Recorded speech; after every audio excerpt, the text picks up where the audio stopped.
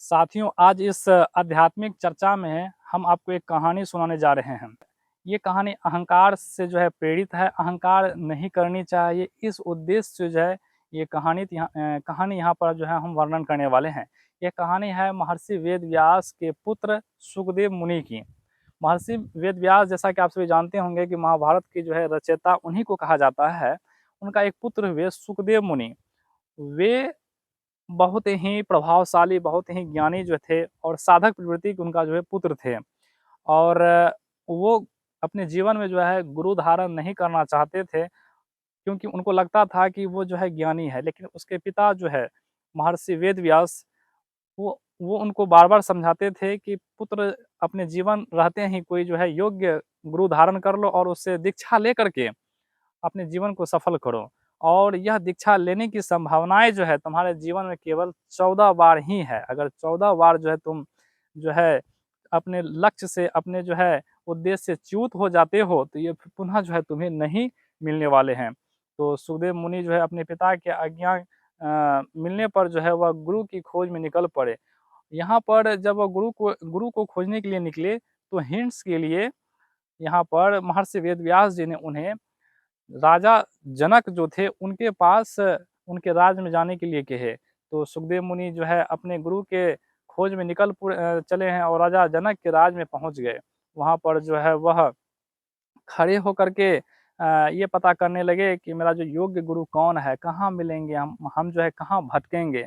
तो किसी ने उसे बताया कि राजा जनक वह अष्टावक्र मुनि के शिष्य थे और वह आपके गुरु बनने योग्य है। तो सुखदेव मुनि को यहाँ आश्चर्य हो गया कि एक राजा कैसे मेरा गुरु बन सकता है। वो तो भोग विलास में लिप्त वाले व्यक्ति होंगे, तो कैसे वह मेरा गुरु बन सकता है। इस ख्याल से क्या हुए, सुखदेव मुनि वापस घर के लिए रिटर्न हो गए और वहाँ पर महर्षि वेद व्यास जी से कहते हैं कि पिताश्री, हम राजा जनक है जो गुरु बनने योग्य हैं, लेकिन लोग कहते हैं कि वो एक राजा हैं, तो राजा कैसे गुरु हो सकते हैं। तो महर्षि वेद व्यास ने कहा, पुत्र, तुमने एक एक चांस एक मौका खो दिए। अब आपके पास 13 मौका है, आप जाइए, आपका गुरु राजा जनक ही है। तो पिता की आज्ञा के कारण पुनः सुखदेव मुनि उस राज्य की तरफ बढ़ गए जहाँ पे राजा जनक राज करते थे। उनके राज में जाने के बाद पुनः उनके मन में विचार आने लगे कि इतने समृद्ध राजा, इतने राज्य को चलाने वाले संचालक गुरु कैसे हो सकते हैं, उसके पास क्या ज्ञान होगा। इस उद्देश्य से वह पुनः रिटर्न हो गए। साथियों, यहाँ पर सुखदेव मुनि वह लगभग इसी द्वंद्वता के कारण, द्विपक्षीय विचारों के कारण 13 चांस गवा चुके थे। और फाइनली पुनः महर्षि वेद व्यास जी के पास जाते हैं और कहते हैं, पिताश्री, मुझसे नहीं होगा, मुझे विश्वास नहीं हो रहा है।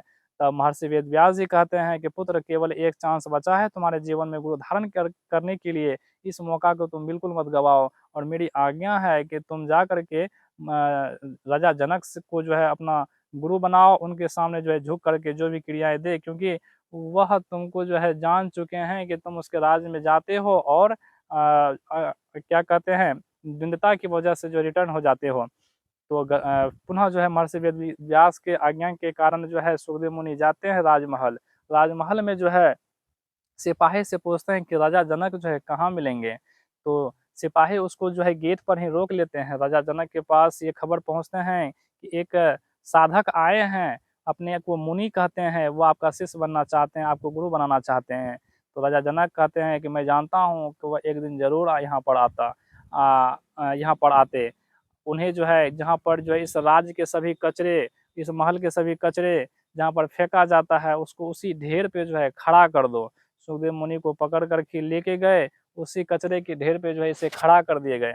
साथियों, राजमहल के जितने भी कचरे थे, उस कचरे के ढेर पे जो सुखदेव मुनि खड़े थे, उस पे सारा कचरा कूड़ा करकट फेंक दिया करते थे। यहाँ से राजमहल के स्टाफ थे, कर्मचारी थे, वो फेंक दिया करते थे। सुखदेव मुनि वह सुदृढ़ होकर, संकल्पित होकर के, क्योंकि उसके पास एक ही मौका था, वह खड़े थे कि जो भी हो जाए आज गुरु धारण करके ही जाएंगे, पिता का आज्ञा है।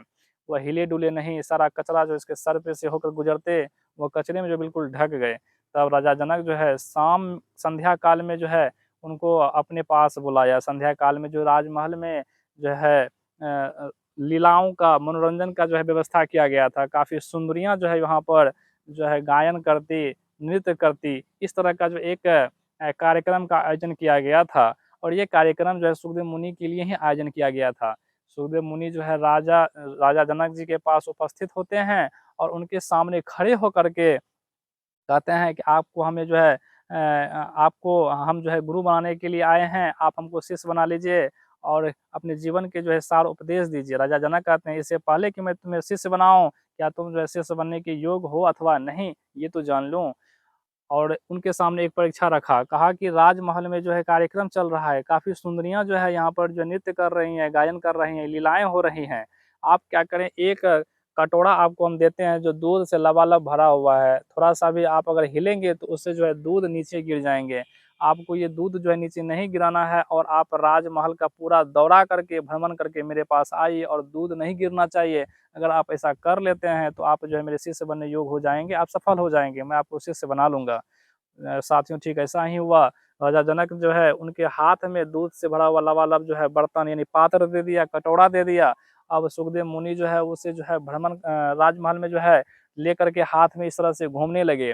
काफ़ी सुंदरियाँ नृत्य कर रही थी, काफ़ी लोग जो है कुशल कारीगर जो थे, वह कलाओं का जो है प्रदर्शन कर रहे थे। सुखदेव मुनि को उसी के बीच से होकर गुज़रना था और ध्यान नहीं भटकना था कि कहीं ये दूध का एक बूँद भी गिर जाए तो वो परीक्षा में जो है अनुत्तीर्ण हो जाते, असफल हो जाते। ठीक ऐसा ही हुआ।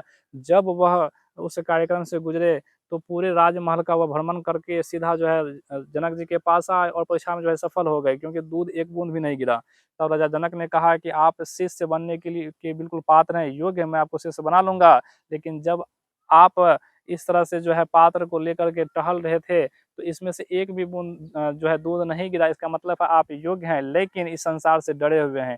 क्योंकि आपने इस कार्यक्रम को, इस राजमहल के कार्यक्रम को जो है आपने देखा ही नहीं, आपको पता ही नहीं है कि कहाँ पर जो है नृत्य हो रही है, कहाँ पर जो है अप्सराएँ नाच रही है, कहाँ पर जो है कुशल कारीगर कलाओं के प्रदर्शन कर रहे हैं, कहाँ पर जो है कुशल व्यंजन का निर्माण हो रहा है, क्या आपको पता है? तो सुखदेव मुनि को जो है अपने अहंकार पे जो है अपने अहंकार को जो है वो टूटते हुए देख रहे थे क्योंकि वह दूध का कटोरा जब लेके जा रहे थे, तो किसी चीज़ पे वह ध्यान ही नहीं रहे, केवल उसका ध्यान दूध पे ही था और वह काफ़ी जो राजमहल में भव्य तैयारियाँ किए गए थे, वह एक भी चीज़ का अवलोकन नहीं कर पाए। राजा जनक कहते हैं यहाँ पर कि सुखदेव तुम जो है केवल साधक हो, तुम में जो है विनम्रता है लेकिन तुम उपलब्धियाँ अभी तक प्राप्त नहीं किए हैं। तब जाकर सुखदेव मुनि का अहंकार जो चूर हो गया